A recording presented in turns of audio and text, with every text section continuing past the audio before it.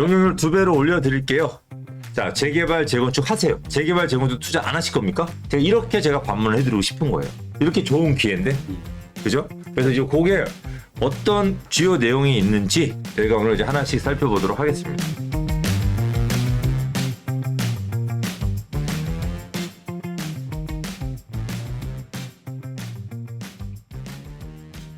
자, 우리 권근대님, 네. 일단은 서울시장 얘기 좀 해주시죠. 어제 이제 이 3월 26일 날 다시 강북 전성시대 기자회견을 서울시장 오세훈 시장이 했어요. 근데 여기서 보면은 2월에 서남권 대개조라는 것이 발표가 되면서 또 그 영등포 일대나 구로구 일대나 금천구 일대 중공업 지역이 가장 큰 개발의 중심에 서 있다라는 거를 이제 발표를 했었고요. 이제 3월 들어서니까 강북권이라고 해서 동북권, 서북권, 서울에 생활권이 5개가 있거든요. 그 중에서 도심권을 빼고 강북권, 동북권, 서북권에 대한 대개조를 어제 발표를 한 거죠. 그리고 오늘 아침에 10시에 이 부시장님이 나오셔서 어제 오세훈 시장이 발표한 동북권, 강북권 대개조에 대해서 자세한 내용들을 발표를 한 거예요. 그래서 지금 현재 많은 재개발 구역이 지정이 돼 있지만 사업비, 공사비가 증가됐고 또 뭐 금융 비용도 올라갔고 인건비도 올라갔고 거기다 땅값까지 올라가 있는 상황이다 보니까 추진 동력 자체가 굉장히 저하돼 있다. 그래서 이번에 이제 발표하게 됐다라는 얘기를 한 거죠. 자, 일단은 중공업 지역 위주로 발표했어요. 네, 중공업 그렇죠. 지역을 중심으로 개발을 하겠다. 그래서 영등포라든지 구로 네. 이쪽이 이제 좀 약간 중심이 됐어요. 그리고 이제 가장 역시 중심이 된 거는 영등포 여의도 쪽이죠. 그렇죠. 그게 이제 용산으로 연결되는 쪽으로. 그래서 중공업 지역이 제일 큰 혜택을 받는데 이번에 강북 쪽 같은 강북권 개발 계획의 발표 내용에서는 주로 재개발 재건축에 관한 내용을 얘기했단 말이에요. 그렇습니다. 그래서 재개발 재건축을 얘기한 이유가 강북권 같은 경우는 업무타운이 많지 않잖아요. 그렇죠. 대부분이 노후된 주택들이 많고 집값이 싸요. 네. 그죠? 그 노후된 것도 많고. 네. 근데 이것들이 좀 재개발 재건축이 돼서 아파트 공급이 쏟아지면은 아파트 공급이 부족하지 않을 텐데 얘네들이 요즘 재건축 재개발 못 하잖아요. 네. 공사비 하도 올라가. 그렇죠. 자, 그래서 여러분들이 아셔야 되는 게 이 서남권 같은 경우는 중공업지 위주로 앞으로 개발을 추진할 거라고 하는 게 이제 제일 중요한 포인트예요. 네. 제일 중공업지를 봐야 된다. 강북권 같은 경우는 다른 뭐 여러 가지 발표했는데 결국 팩트는 뭐냐면 재개발 재건축을 활성화시키겠다는 거죠. 이게 파급 효과가 엄청난 거잖아요. 그렇죠. 그렇죠. 그러니까 강북권의 재개발만 되는 게 아니고 강남권의 재개발도 되는 거예요. 맞습니다. 그러니까 오늘 부시장이 야 이거 수습을 해야겠다라는 생각에 빨리 급하게 나와가지고 오늘 기자회견을 열어서 자 서울시의 재개발 재건축은 앞으로 이렇게 하겠습니다. 네. 라고 하는 내용을 했어요. 근데 그 와중에 제가 들어보니까 기자하고 이제 질의응답할 때 보니까 사실 준비가 좀 미흡하더라고요. 본인도 급하게 나온 거지. 그리고 네. 불을 끌러 나왔는데 소방수 역할로 나왔는데 네. 불을 더 질러. 예, 찔러놨어요. 그러니까 과연 활성화를 어떻게 시킬 건가? 그걸 여러분들이 이제 팩트를 보시면 될 것 같아요. 그러니까 오세훈 서울시장의 말을 크게 보고 큰 거죠. 그리고 이제 세분하게 어떻게 어디가 좋아지고 어떻게 하겠다고 하는 거는 부시장의 얘기를 이제 보면 될 것 같아요. 자, 오세훈 시장이 어제 이제 기자 설명회를 하면서 이 쾌적한 주거 환경과 미래 일자리 이게 이제 직주가 이제 서로 연관관계가 있고 시너지가 있잖아요. 그래서 인센티브도 주고 규제 완화를 하겠다라고 한 것이 이제 어제입니다. 좀 세부 내용을 좀 보게 되면은 노후된 30년이 넘은 노후 단지 같은 경우는 안전진단 없이 재건축 착수하겠다. 그 다음에 신통보다 빠르게 입안 절차와 신통 자문을 병행을 하게 되면은 기존 신통보다 1년 정도를 단축할 수 있으니까 더 빨리 하겠다라고 하면서 요 위에 동그라미가 있어요. 이렇게 뭐냐면은 요게 강북권의 전성시대라고 얘기하면서 적용은 서울 전역이다. 이렇게 표시를 했어요. 그러니까 재개발 재건축에 대한 요번 대책은 강북권에 국한된 것이 아니라 서울 전역에 적용이 되니까 강남 권에 해당되는 지역들도 모두 다 이게 해당이 된다라고 이해하시면 될 것 같고요.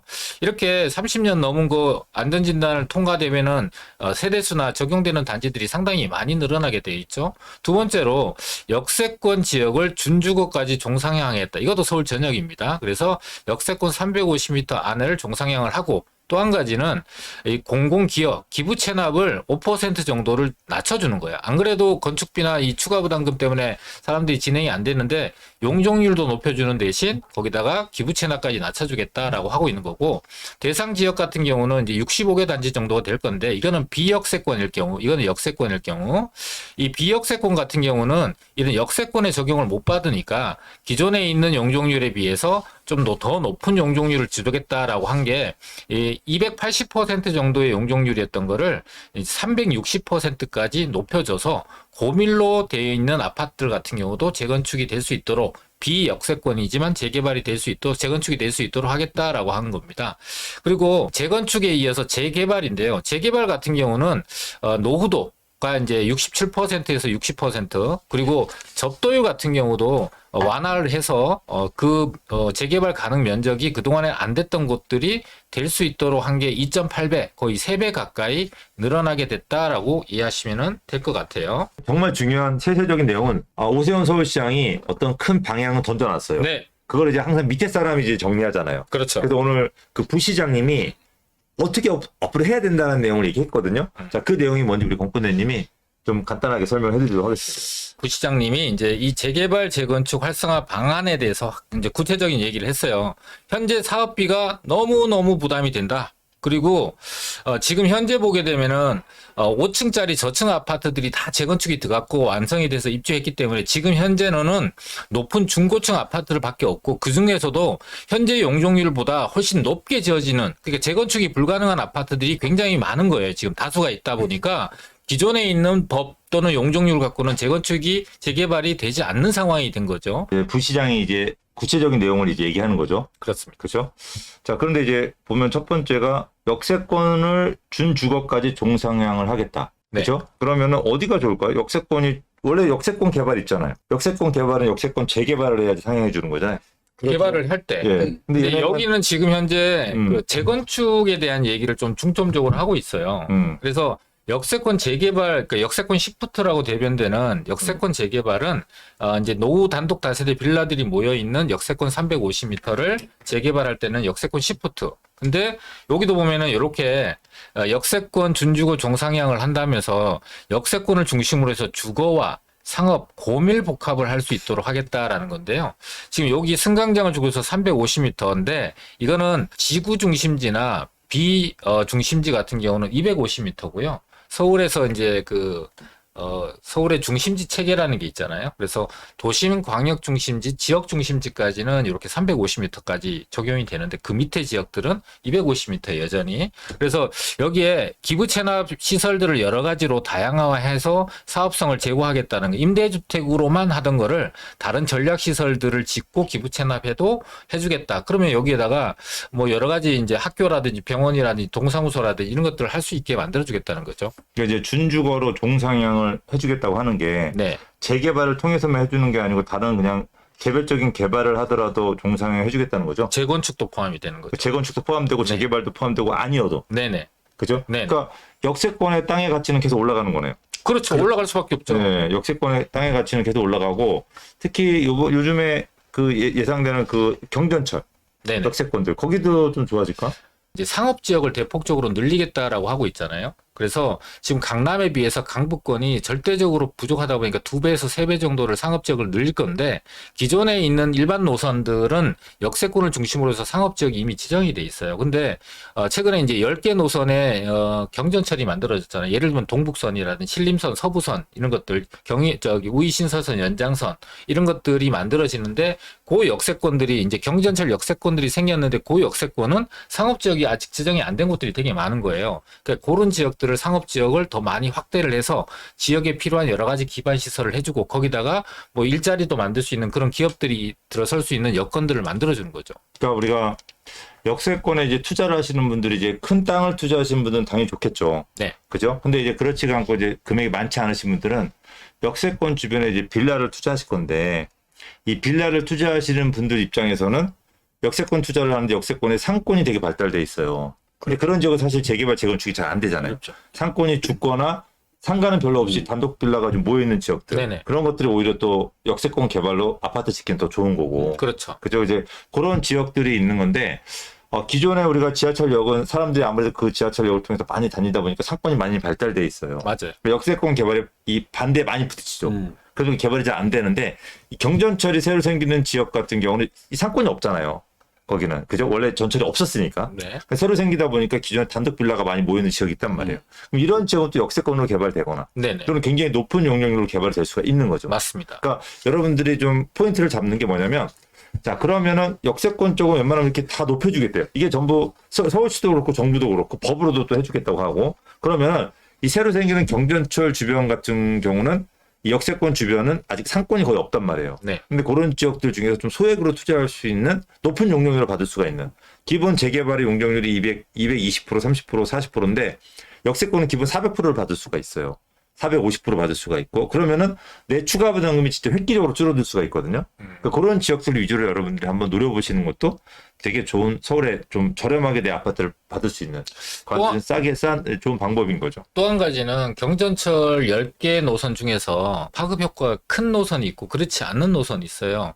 예를 들면 우이신설선 같은 경우는 경전철이 개통이 되기 전에는 기대감이 되게 많았는데 실제로 개통되고 나서 보니까 크게 영향이 없고 맞아요. 업무타운을 이렇게 갈아타는 건 의미 없거든요. 그렇죠. 그러니까 업무타운을 직접 들어가요. 차라리 버스 타는 게 연계되는 게 훨씬 쉽다. 이게 이제 편하다라는 의견들이 굉장히 많거든요. 근데 경전철 중에서 대표적으로 예를 들면 서부선이나 신림선 같이 여의도로 연결된다거나 뭐 이런 거 같은 경우는 안산선. 그렇죠. 그러니까 신안산선 같은 경우도 그렇고 그런 것들 같은 경우는 여의도와 용산을 연결하거나 여의도를 지난다거나 그러니까 강남으로 지나는 경전철은 거의 없거든요. 그래서 도심 또는 여의도, 용산을 직접 다이렉트로 경유하는 경전철 주변 지역을 골라서 보시는 필요가 있어요. 왜냐하면 똑같이 역세권 개발의 용적률이 좋아졌는데 아파트 가격 자체가 차이가 나버려요. 그 아파트 가격 자체가 차이가 난다는 얘기는 사업성이 차이가 나는 거고 사업성이 차이가 나면은 추가 부담금도 덜 내고 많이 내고의 차이가 생기는 거거든요. 이왕이면 똑같은 돈 투자하셔서 추가 부담금 덜 내고 더 비싼 아파트를 받을 수 있는 선별적인 투자가 좀 필요하다. 이렇게 이해하시면 될 것 같습니다. 우리 역세권 주변을 아파트를 분양하면은 또는 그 아파트가 생기면 여의도에 사는 사람들이 우리 아파트에 오는 거죠. 그렇죠. 아파트에 들어오는 사람들의 월급이 높은 사람들이 들어오는 거죠. 그러니까 연봉이 여의도에 많은 사람들이. 살고 계시는 연봉 네. 높으신 분들이 여의도 아파트는 목돈이 그죠? 너무 크게 들어가니까 여의도의 접근성이 좋은 데에 새 아파트에 들어오고 싶은 거죠. 더군다나 여의도 재건축하게 되면은 네. 그죠? 다 이제 밀려나게 되잖아요. 그렇죠. 네, 그런 사람들 몰 자리를 먼저 선점하고 기다리는 것도 되게 좋은 재테크라는 거죠. 맞습니다. 네, 두 번째로 이제 사업성 보정개수 도입이에요. 그러니까 이 부분이 되게 말이 많아요. 네. 이게 사업성 보정개수 도입이 자 이거를 그림으로 보면 헷갈리니까 말로 설명 좀 해주세요. 그러니까 이게 뭐지? 이게 사업성 보정개수 이게 되게 재밌단 말이에요. 어떻게 보면 네네. 되게 재밌고 저희 꼰대들이 여러분들한테 항상 하는 얘기. 우리가 강남은 재개발 재건축이 되고 강북은 재개발 재건축이 안 된다는 말씀 많이 드렸어요. 그죠? 그렇죠. 왜 그렇게 말씀을 드렸냐면 강남 같은 경우는 아파트를 짓게 되면 나홀로 아파트도 20억이 넘어요. 그럼 공사비 5억을 빼고 나면 15억이 남잖아요. 그러니까 되게 수익이 많다 보니까 재개발 재건축이 잘 돼요. 근데 강북 같은 경우는 아파트 시세가 11억이야. 그게 공사비가 차지하는 게 5억이야. 그 금융비 2억을 빼. 그러면 거의 7억이 들어가요. 그러니까 남는 게 거의 없어요. 그러다 보니까 강북은 안 되는 거죠. 그러다 보니까 이 재개발 재건축을 하더라도 가격이 많이 뛰거나 진행되는 거는 강남, 마포, 용산 이런 데고 강북은 진행이 안 되다 보니까 이거는 앞으로 저희가 여러분들한테 투자를 그러면 용산, 강남 이런 데만 투자하세요라는 얘기를 계속 드렸단 말이에요. 근데 이거를 서울시장하고 서울시 부시장이 본 거야. 꼰대들이 보니까 강북이 그래서 공사비가 차지하는 비중이 너무 커서 재개발 재건축이 안 된다더라. 어떻게 하냐라고 했더니 이걸 들고 온 거예요. 그러니까 옥꼰대가 그렇죠. 김꼰대 얘기를 들은 거군요. 예. 그래서 옥곤대님이 들었네. 그래서 이게 뭔가 한번 여러분 들어보시고 이게 과연 실현 가능성이 있는지 한번 설명해 주세요. 이게 뭐죠? 이거 그림 없이 그냥 한번 설명해 줘. 일단 사업성이 네. 낮은 단지들과 지역이 대상이에요. 네. 사업성이 낮은 지역들. 네. 그러니까 사업성이 나오지 않으니까 뭐 일반 분양 개수가 적을 수도 있고요. 또 추가 부담이 많이 들고 비용과 돈은 많이 들었는데 음. 수익이 발생하지 않으니까 사업도 지연되고 이런 지역들에는 사업이 될 수 있도록 보정 개수라는 걸 만들어서 거기다가 사업성을 담보할 수 있도록 기존의 용적률에서 20% 40% 용적률을 더 주고 용적률을 더 주면 원래 기부 체납이 비례로 늘어나거든요. 기부 체납이 늘어나지 않고 없이 용적률을 공짜로 주는 거예요. 네. 그래서 사업성이 나오게 만들어서 아파트를 재건축이나 재개발할 수 있도록 만들어주겠다가 그러니까, 보정 개수인 거예요. 쉽게 하면 이거죠. 네. 자, 이 마포의 아파트는 용적률 250%인데 네. 300%를 올릴 경우에는 너 기부채는 25% 해. 그렇죠, 그렇죠. 이렇게 하는데 위쪽으로 해서 서대문구? 서대문구 쪽 같은 경우는 너는 사업성이 안 나오니까 용적률을 300% 올릴 때 기부채는 없이 그냥 해. 기존에 있는 10%만 하고 내. 그냥 300% 다 써. 근데 네. 너는 250%면 270%까지만 써. 네네. 안 돼. 그럼 얘가 30%더 받는 거잖아요. 그렇죠, 그렇죠. 근데 문제는 뭐냐면 어떤 기준이냐 이거죠. 어떤 기준. 이게 기자가 네. 이 부시장님한테 물었어요. 네. 아니 그러면 사업성이 좋냐 또는 좋지 않냐를 어떤 기준에 의해서 나눌 거냐 네. 질문을 한 거예요. 되게 구체적으로 기자가 되게 똑똑하더라고요. 근데 이제 이 부시장님이 준비가 덜 됐다고 아까 얘기했잖아요. 네. 그러니까 버벅버벅거리면서 그건 아직까지 그냥 대표적인 예로 상계주공 5단지가 언론에 계속 많이 이제 거론이 됐다 보니까 상계주공 5단지가처럼 저층 아파트는 보통 사업성이 좋아야 되는데 11평짜리 아파트로만 이루어져 있다 보니까 일반 분양이 안 나오고 또 건축비를 조합원들이 거의 다 내고 그러니까 1대1 재건축처럼 만드는 상황이 있다 보니까 수익성이 안 나와서 사업이 지연되고 있거나 안 된단 말이죠. 요런 데 같은 경우를 개수를 적용해서 사업성이 나오게 만들고 일반 분양이 나올 수 있도록 하겠다. 요 정도만 두리뭉실하게. 그러면 어이가 없는데. 그렇죠. 이제 뭔가 명확한 기준, 선이 없는 거예요. 노도시 특별법도 이미 있잖아요. 그렇죠. 있죠. 그럼 노도시 특별법을 통해서 혜택을 받고 그거 맞춰서 역주변. 그러니까 노도시 특별법에는 정확한 기준이 있잖아요. 네. 여기에서 사람들이 많이 다니는 위주로 500%. 그 정도로 이제 해준다고 하는 건데 500m. 얘네는 이제 여기서 가까운 것만 혜택을 보니까 여기서 먼 것들도 이렇게 해주겠다는 거잖아요. 어떤 분이 질문하셨어요. 그러니까 땅값을 토지비를 낮추면은 아파트 원가가 떨어지지 않겠냐라고 했는데 이렇게 용적률 혜택을 주고 그죠? 이렇게 많이 뭔가 혜택을 주는 땅값이 떨어지겠어요? 올라가지. 바보가 아닌 이상. 그렇죠. 지금이 제일 바닥인 거잖아. 맞아요. 땅값은 더 올라가겠죠. 이렇게 혜택을 많이 주는데. 그러니까 이게 참 완전 물반 고기반이에요. 근데 이게 보정 아직 기준은 없는데 이건 저희가 이제 지금 이게 서울시에서 이게 여러분들 이거를 하나씩 제가 왜 이게 그림을 안 보여드렸냐면 이게 확정된 것도 아니고 본인들이 어떤 기준이 있는 것도 아니고 그냥 잘해줄게. 이거를 그냥 멋지게 그림으로 해놓은 거예요. 그러니까 이건 볼 필요가 없어요. 여러분들이 뭘 봐야 되냐면 서울시의 의지를 봐야 돼. 의지를. 무슨 의지냐? 내가 재개발 신통하라고 재개발 재건축하라고 지정해줬는데 니네 왜 안 해? 안 했구나 진짜? 할 때까지 줄게. 그러니까 버티면 우리가 이긴다는 거예요. 할 때까지 준다는 건데 이게 잘못하면은 나중에 딴 데가 다 나온 차 안 했다면 그때는 또 혜택을 또 걷어갈 수도 있어요. 그렇죠. 그렇죠. 너무 때가 늦으면 너무 버티면 안 돼. 이거는 어느 정도 선에는 건축 허가까지 받아놔야 돼요. 어느 정도는. 그리고 이제 거기 시간 끌어도 돼요. 허가를 받아놓은 상태니까. 초기는 진행을 하고 그렇죠. 스톱해 놓는 거군요. 네. 그래서 우리가 K 인사이드님이 지방이 재건축 어려운 이유랑 같지 않나요? 비슷할 수 있죠. 거의 같아요. 그러니까 지방도 공사비가 차지하는 비중이 너무 크면 개발하기 힘들다고 제가 항상 얘기했잖아요. 그러니까 저 상계주공 5단지가 시세가 5억이고 추가 부담금 5억인데 그럼 10억이 들잖아요. 네. 근데 주변 아파트가 10억 하는 거예요. 네. 그럼 사업이 안 되겠죠? 네. 그러니까 이거를 분담금을 축소시켜 주는 거야. 그러니까 아파트 5억에다가 부담금이 5억이 아니라 3억 정도 줄여주면은 전체 8억이 들어가고 주변 아파트 10억이니까 사업이 될 거 아니에요. 요 보정 개수를 그렇게 해주겠다. 이렇게 이해하시면 가장 좋습니다. 그러니까 이게 상계주공이 5억이고 네. 추가 부담금이 5억, 네. 금융비용 포함해서 근데 주변 아파트 시세는 10억이다. 네. 그냥 놔두면 재건축 안 할 거잖아요. 못하죠. 당연하죠. 네. 그러면 아파트가 부족하잖아요. 네. 그렇죠. 그러면 10억이 알아서 15억을 뛸 건데. 맞아. 그러면 다 재건축 할 건데. 그렇죠. 그리고 이제 다 재건축해서 너무 양이 많아지면 또 15억짜리가 13억 떨어질 건데. 맞아요. 그러니까 이게 자연스러운 시장 원리거든요. 그렇죠. 근데 이 과정에서 전세가가 폭등하거나 어떤 불이익을 보시는 분들이 많이 생겨요. 이제 그런 부분들 때문에 이 정부에서는 이거를 13억으로 맞춰놓고 싶은 거예요. 여러분들이 한 가지 아셔야 되는 게 10억짜리 아파트는 더 이상 없다는 얘기예요. 이 13억 또는 15억까지는 정부에서 지금 인정하고 있다는 걸 여러분 잘 아셔야 돼요. 그러면 13억, 15억까지 인정했기 때문에 나는 그럼 어떻게 해야 될까? 그 중에서 20억, 25억까지 갈 거 있잖아요. 네. 그렇죠. 그거를 여러분들 하셔야 되는 거예요. 왜냐면 이런 혜택이 용산은 적용 안 돼요? 강남은 적용 안 돼요? 여의도 적용 안 되나요? 마포는 적용 안 돼요? 다 적용되죠. 그렇죠. 다 적용되고 다 거기도 할 때까지 해줘요. 네. 그런데 어떤 분들은 12억, 13억짜리 아파트를 짓는 쪽으로 투자하시는 분들이 계세요.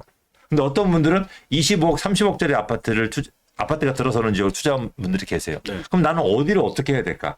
여러분들이 정말 중요한 기로에 섰다고 생각하시면 돼요. 이런 12억에서 13억짜리 아파트를 짓는 자리나 25억, 30억짜리 아파트를 짓는 자리나 지금은 다 재개발해줘요. 아니 이런 물방 고기반이 어딨어요. 근데도 12억, 10억, 12억을 찾아가시는 분들이 계세요. 답답해. 그리고 이제 또 세 번째 현황 용적률을 인정하게 돼요. 그러니까 이것도 우리가 이제 기존에 있던 재건축 노후된 아파트들 중에서 아파트 값은 재건축 아파트 값은 결국은 대지 지분에 의해서 결정이 되잖아요. 네. 그럼 대지 지분이 큰 게 비싸고 대지 지분이 적은 게 싸요. 네, 그렇죠. 그러면 대지 지분이 크려고 한다면 용적률이 낮아야 되잖아요. 현재 용적률이 낮아야죠. 저층이어야 되고. 네, 그렇죠. 그런데 그러다 보니까 대지 지분이 적은 거, 네. 되게 고층의 낡은 아파트들, 네네. 얘네들은 재건축이 안 되는 거예요. 그러니까 얘네들은 전부 다 리모델링 하겠다고 하고, 근데 리모델링 하려고 했더니 낡은 아파트 구조적인 한계가 있어요. 네. 더군다나 작은 것들, 평수가 작은 것들은 리모델링 하면 진짜 작은 것들 동굴처럼 길어져요. 그러니까 복도에서 살아야 돼, 복도에서. 리모델링 하면. 그러니까 이게 아예 불가능하잖아요. 근데 이런 게 있다 보니까, 그래, 고층에 높은 용적률의 아파트들은 그거 다 인정해줄게. 너 그거대로 지어. 근데 그것도 역시 마찬가지예요. 정비의 의지는 뭐냐? 또 그거대로 안 지면 거기도 또 혜택 줄 거예요. 왜 뭐가 있어요, 우리한테는? 보정 개수가 있어요. 사업성 보정 개수가 크잖아요. 아, 그렇네요. 그러니까 그런 거는 또 보정해줘요. 그러니까 여러분들은 이 틈새를 한번 잘 찾아보세요. 우리가 강남이나 용산이나 이런 지역에서 되게 용적률이 높고 리모델링도 잘 안 되고 이건 재건축밖에 답이 없는 것들인데 얘네들이 용적률이 높아서 층수가 너무 높아서 이거는 재건축 절대 안 되고 그냥 낡아지겠다. 라는 것들이 이제 점점 할 수 있게끔 만들어지는 거예요. 그럼 그런 것들이 진짜 틈새 시장에 되게 빛이 나는 보석이 될 수 있는 거죠. 그러니까 이제 이 현황 용적률 인정이라 그다음에 보정 개수 이 두 개가 만나면은 정말 불가능한 게 없어져요. 진짜 엄청난 거죠. 네, 슈퍼 초사이언이 되는 거죠. 네. 소사이엔 모르는 사람도 많을 텐데. 네. 그다음에 이제 공공기업 부담 완화라든지 뭐 기반시설 입지 복합화 같은 경우도 역시 마찬가지로 재개발 재건축에 혜택을 주는 거고요. 그죠? 그다음에 재개발 사업구역 확대 같은 경우도 다라는 거예요. 이제는.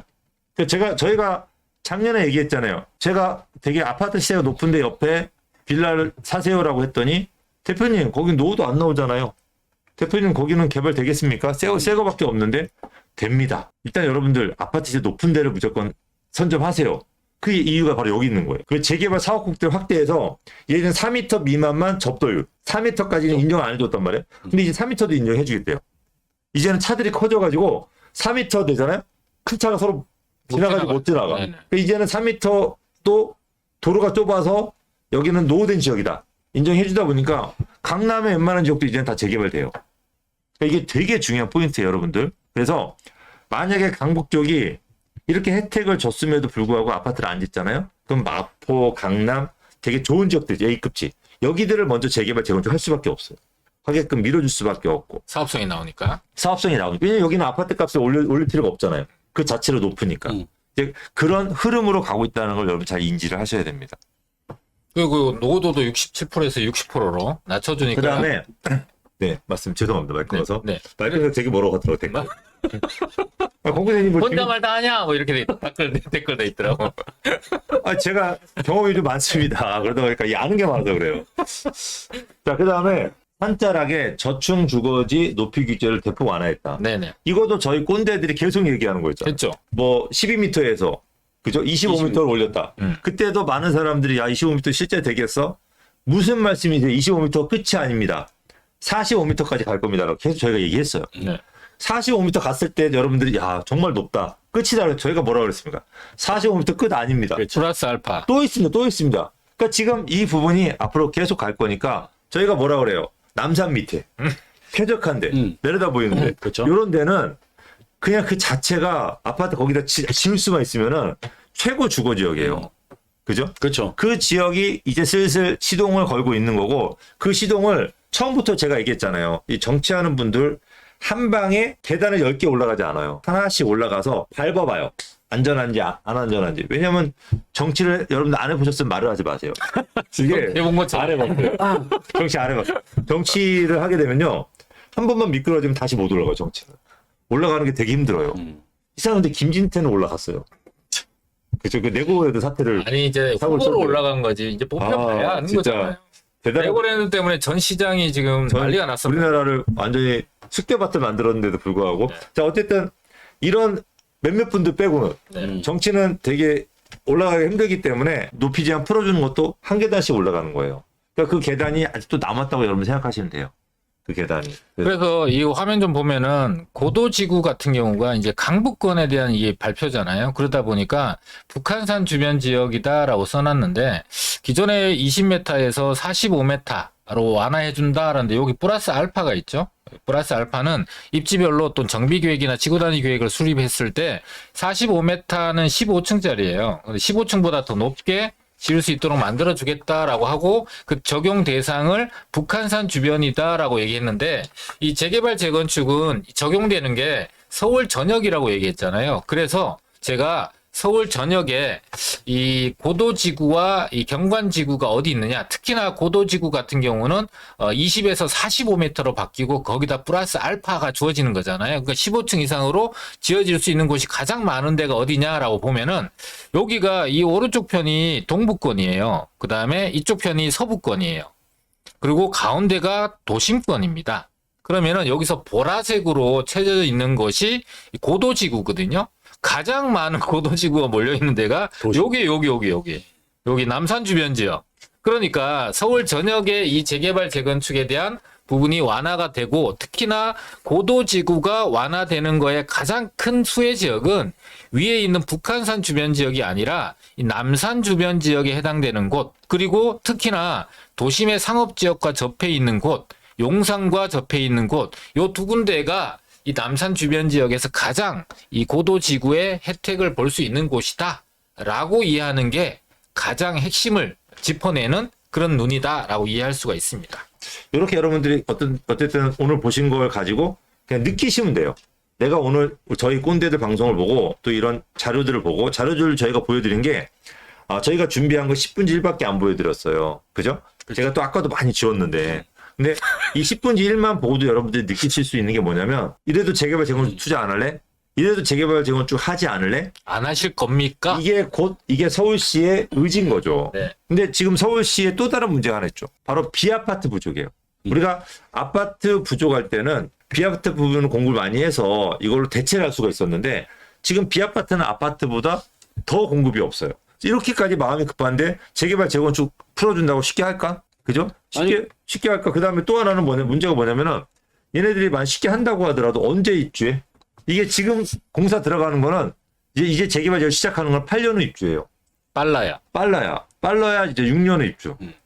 그러니까 앞으로 5년 동안 집이 부족한데 이건 어떻게 할까? 결국은 뭐냐면 비아파트 시장을 활성화시켜가지고 오피스텔이나 어떤 다세대 다가구 수요를 늘려서 아파트 대신 비아파트를 통해서 공급할 수밖에 없을 거고 그 중에서 희소성이 있는 이 들어선 아파트들 이 와중을 뚫고 새로 들어선 아파트들은 점점 시간이 가면 갈수록 되게 귀중한 물건이 될 거라는 거죠. 희소해져. 예, 이거하고 또 역시 3기 신도시가 서두르겠죠. 네. 그럼 3기 신도시 같은 경우가 이제 경쟁을 했을 때 3기 신도시 주변에 있는 아파트들은 그나마 좀 괜찮겠지만 완전 도심에 있는 아파트들은 정말 귀한 매물이 될 거예요. 그러니까 이런 부분들 여러분들 잘 좀 기억을 하셔가지고 내가 지금 어디를 어떻게 해야 될지 정말 아주 쉽게 답이 나오고 있는 것 같아요. 어쨌든 이런 부분들이 서울시의 의지다. 정부의 의지다. 이게 오늘 가장 중요한 포인트입니다.